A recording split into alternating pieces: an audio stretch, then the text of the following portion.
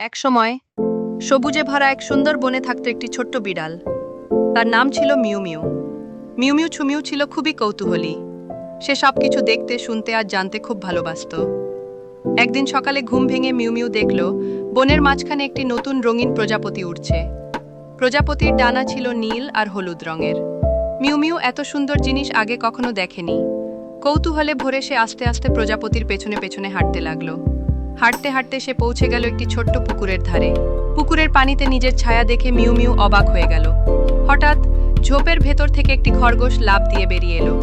খরগোশটি হাসি মুখে বলল, ভয় পেও না, আমি তোমার বন্ধু হতে চাই। ঠিক তখনই গাছের ডালে বসে থাকা একটি পাখি ডাক দিয়ে বলল, এই বন সবার, এখানে সবাই বন্ধু। মিউ মিউ তখন বুঝলো বন্ধু থাকলে ভয় আর থাকে না।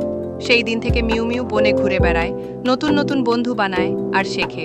সাহস আর বন্ধুত্বই সবচেয়ে বড় শক্তি।